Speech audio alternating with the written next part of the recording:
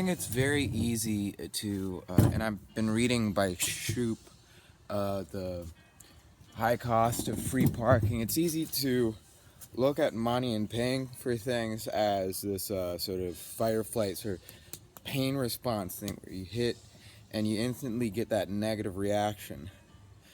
But then it's also easy to view it on the other hand as this very facile thing. Oh, pay for the public services. This kind of like high trust, affluent, often white liberal. Doesn't need to be white liberal. Just affluent and even if not affluent, sort of a high trust, educated, sort of more utopian attitude, mindset, which is familiar with these intellectual strictures. Um, but I mean, I think anyone can agree who's in the mind for agreement and not just cynically engaging that if you have a policy, it should be popular. It's any sort of good faith enough backlash or counterpoint should be given at least some bandwidth of reason. I see my skin fangs from my glasses. They're so pronounced. For instance, Shoup, I forget what his first name is, but his last name is Shoup, Shoup, addresses in the book both Redwood City, which is south of San Francisco, and San Mateo County, and I believe that's where the Deftones are from, the Deftones, and Los Angeles. And it addresses how Los Angeles, at least in this 25-page sort of selection that I got off the internet, because the book is so expensive. Like, the cheapest ones are like 20-something dollars, right? Which, I'm just saying I don't have. And so I get at the same time, like, why people have a problem with, like, with parking pricing. That I got on the whole thing in the first place because I went on Twitter, as I do in the morning, and I saw, and I tried not to doom scroll, right? I tried to go into one thing, and to the extent that I can dedicate my time and attention to it, sort of read into it. And even if it's 25 pages, that's more than the average person reads of any one corpus. And, like, their usual sachets. And even if you take, just in general, people should spend more time, even if it's across, months, years, to finish, because we have this split psyche from, but that aside, in Los Angeles, they limited a lot of these curb parking spaces to 1 hour. And what Shoup's work sort of elucidates in me to myself when I'm reading it, what my media literacy brain is doing is saying, okay, what is Shoup actually? What ball is he playing, right? Because he's a Georgist, so then he's emphasizing taxing land value, which the dual sort of benefit of taxing land value is, for one, a lot of people get sort of a free pass based on the fact that for many reasons, including unrelatedly the fact that you can basically do that sort of do-si-do where you sell a taxed property but you're not taxed on the appreciation or the earnings or whatever on the capital. It's some sort of obscure sort of tax law. I forget what it is, but people use it to make a lot of money because once you get one house, you can sell the first house and blah blah blah, right? And theoretically, that's not a bad policy if you improve the value of the houses, right?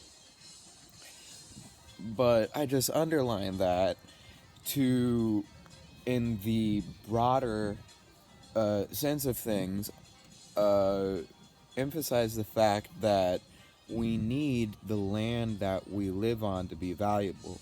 What does it mean for the land to be valuable? That, of course, is a personal thing.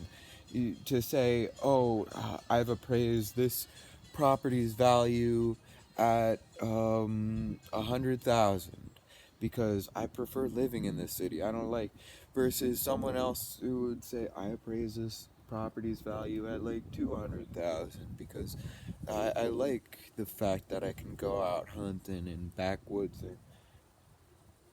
But this is the whole contingent thing that Shoop is basing things around. But I feel like, on the other hand, uh, the reason that has such argumentative power is that nobody likes the suburbs except for the people who do. And for the people who do, you get more suburb for your buck if all of us who don't like the suburbs as much aren't funneled as much into the system. And how you do that is that you get certain suburbs to survive. Which, the reason that nobody can afford the suburbs or anywhere is because we've invested in our localities in a short-sighted way that says, okay, well, we fund the roads, we fund, it's a design sensibility which is favored by industrialists, favored by blah blah blah. Here he sounds like a fucking communist again. I get it, because I'm designing it for me, and I've never had to fucking do shit for myself. Same token, same sleep token, man. But ideally, through this curb pricing, we're just making the geography overall of cities. We're making it nearer, we're bunching it closer. Or on the other hand, we're sending this signal that, oh, well, we don't, this is high price real estate, so maybe don't park here at all. Maybe it's chill here. I don't know. I'm just, sometimes my words don't have value. Like that house to the urbanite. To the urbanite, it doesn't have value, does it? No, does it?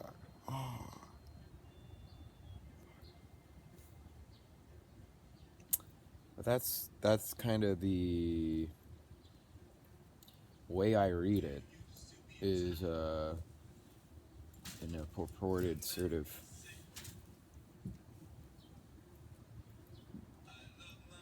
benevolent cycle that Shoup might imagine, where the property value is increased by the parking being better allocated and by the car, because it's all cars. Cars depreciate property value because, I want to live here, right? Then I want to get around. How do I do it? By car, by walking, by bicycling, by train, or by bus? What makes all of that harder? Cars.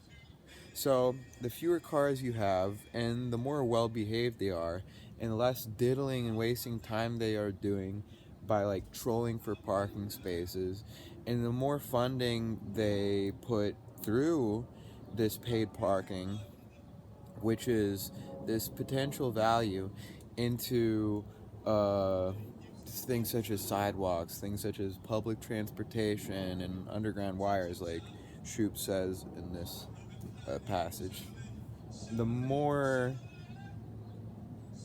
of a harmonious relationship that the outsiders of the city have with the insiders of the city, that the city dwellers have with themselves, that the richer people in the cars have with the public transportation. The public transportation, is not being annoyed by all these people scrolling around for cars. That's not even to talk about all these fucking gig apps, these Ubers, these da-da-das, which can have, you know, a good place in the world, but maybe people should pay more for them. Maybe people should pay significantly more for them, and these companies shouldn't be all profiting from them, and we should have better public transportation so that people can actually get their groceries and not have to pay for all this atomized bullshit. And this stuff should be like more centralized, and we shouldn't have so many fucking food deserts. And food deserts don't actually matter for nutrition. But then you get to this whole argument where it's like, what is money used for? And we spend all our time being like, oh, money is important, but clearly all these people like gambling, getting drugs, and blah blah blah. Not in a judgmental way, but clearly you don't value money as much because value is all space. It's all attention, right? If I value you, I'll do the dishes. And like I could say, oh well, I did this, blah blah blah, but then you could still say, I want the dishes. I want you to do the dishes, right? It's the buck stops here, buddy.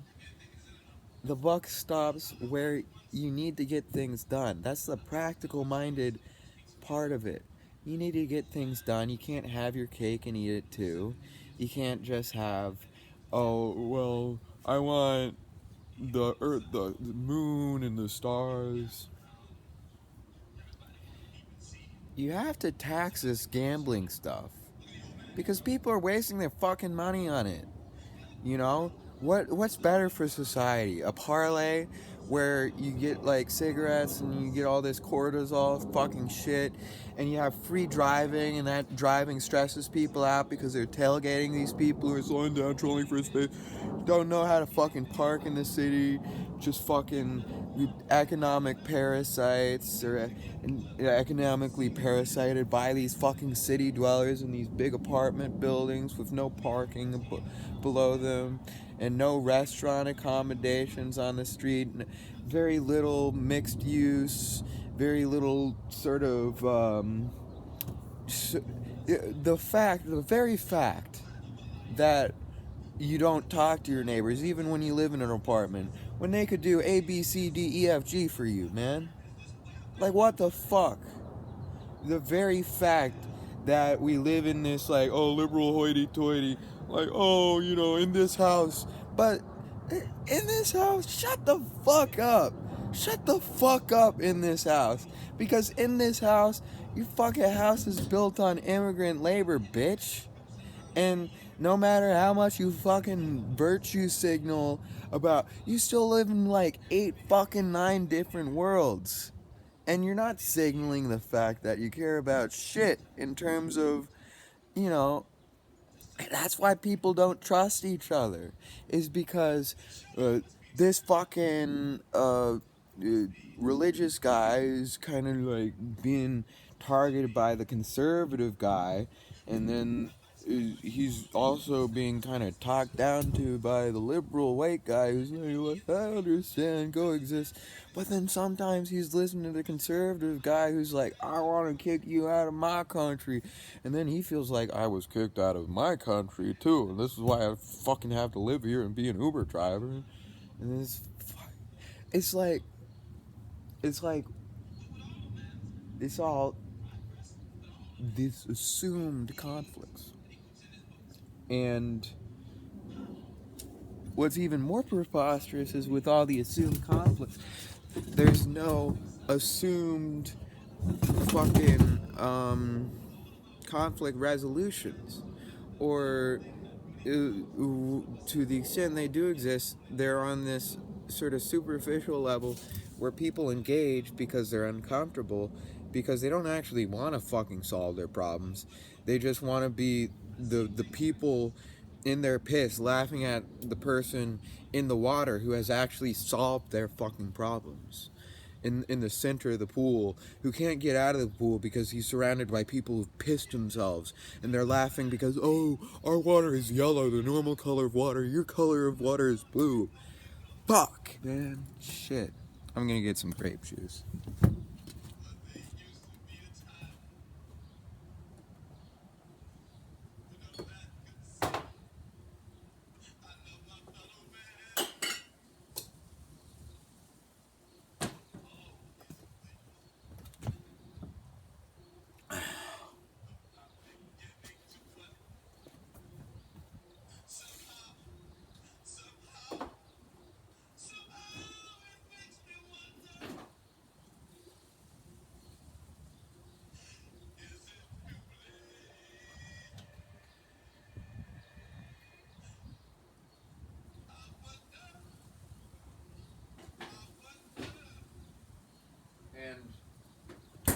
the reason it pisses me off is that all these fucking libertarian trolls, Thomas Sowell and all this fucking bullshit in their sort of programming, right? I'm not programmed. I'm a free individual. I'm not programmed. I'm looking to the Most High. Yeah. I'm not programmed. I'm an individual. I'm not programmed. I'm critical. You're programmed. You're fucking programmed.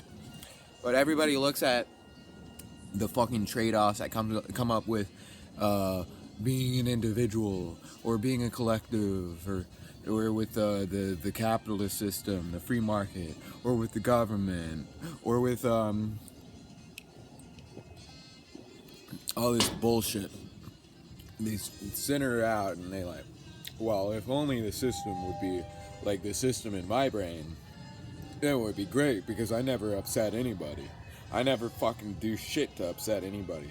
I shit flowers and gumdrops and raspberries and maraschino cherries and Cool Whip and fucking angel food cake, man.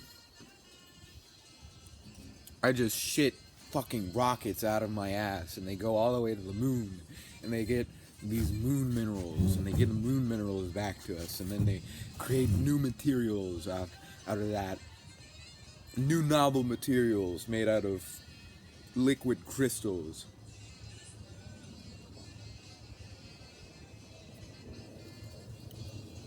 And then everybody's like, oh, there's always a trade-off.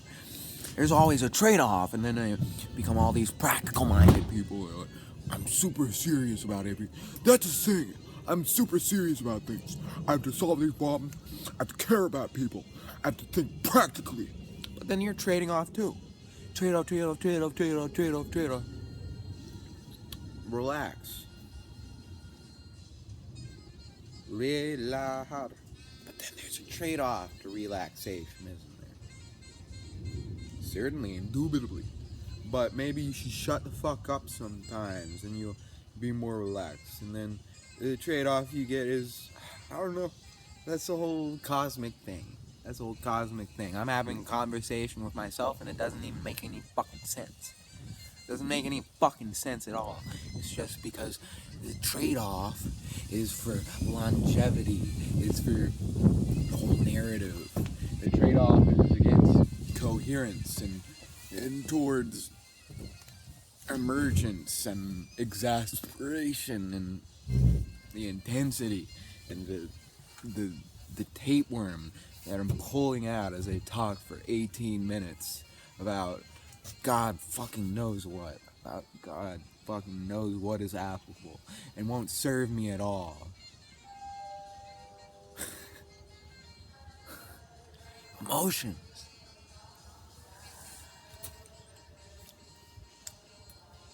Emotions, man.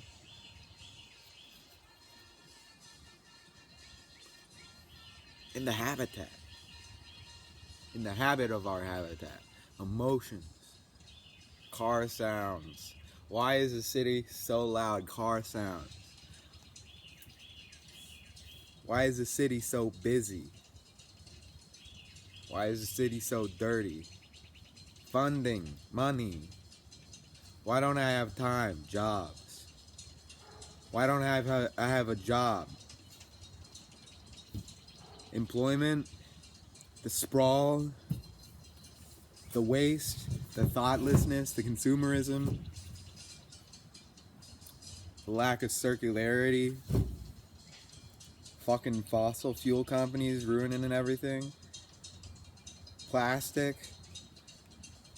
Oh, I don't have to take responsibility for all the fucking shit I buy, all the packaging I throw away. I don't have to take responsibility for the countless animals that are shoot like Anton Chigurh in the head. It's a thoughtless society. And now I'm moralizing. And I don't have any fucking place to moralize. I'm also thoughtless. I treat everything as meat. The plastic is meat. The genders are meat. The identities are meat. The soul is meat. The soul is tenderized. Tender soul. The soul is tenderized.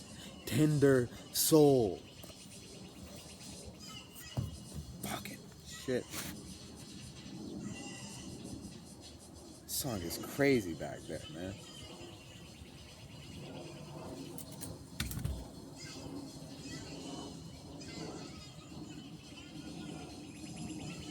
It's all about spitting, man. Spit where you want. Not in Singapore. It's all about trust. Trust who you want. But to what extent? You can trust everybody. It could be like Evangelion. It could be Human Instrumentality Project. I could have a point. I could not have a point. If you're watching this, you clearly show that you trust me. Because trust is not something on-off. It's fluid. It's fuzzy logic. That's trust. Trust is fuzzy logic. I trust you and I distrust you at the same time. I trust you for this because I need this. I don't trust you for that because I don't feel like you can give me that. I feel like that's for you. That's trust. That's dependency. That's coexistence. That's affection. That's connection and attachment. And we're also connected to the world around us. I'm attached to this house. I can't just sleep in my car. I could. Then I would be attached to there. And whatever my environment is, I'm attached to that current, that immediate,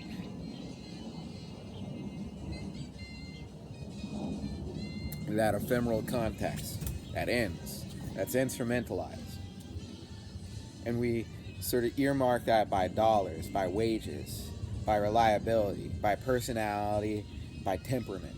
You're hired, you get these hours, you get these benefits, but you gotta stay on the job.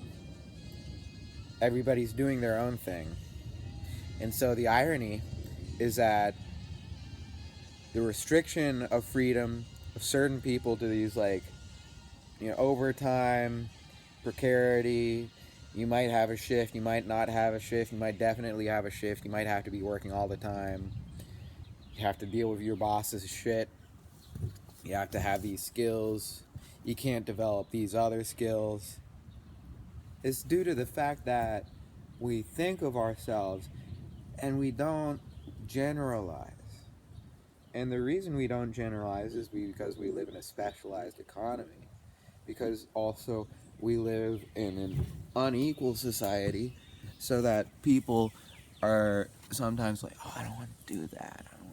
And sometimes that's just because they can't do that, or they don't feel that they can do that because of they feel like they are physically unable, or mentally unable, or emotionally unable.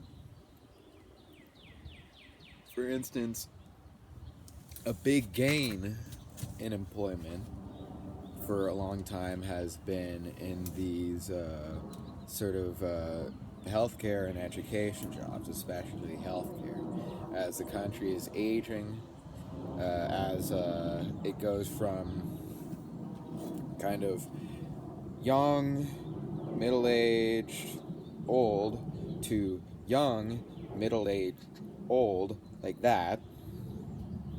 Of course, those jobs are more common, and also because these old people have most of the wealth, have always had most of the wealth, because you just get more wealthy as you age if you're not retarded, and if you're lucky enough.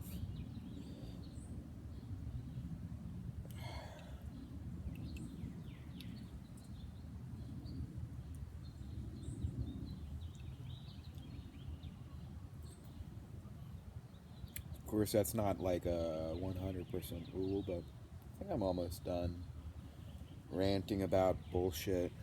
Um, yeah.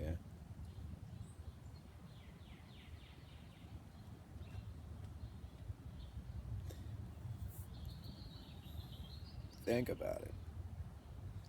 the space we occupy, the roles we occupy, we're entirely thoughtless about it. We're led.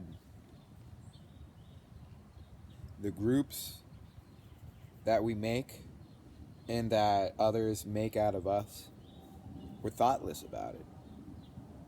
We're going with the currents. Same as it ever was, man. But you gotta, autonomy, that's what it's about. It's not about fucking money. It's about autonomy.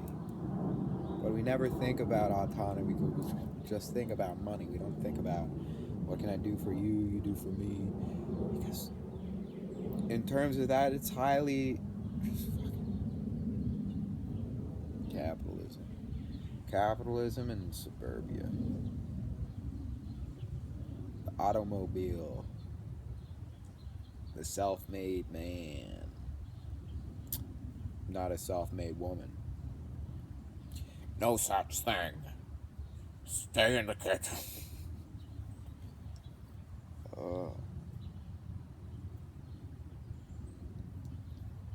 It's the attitude era, man. It's the attitude era.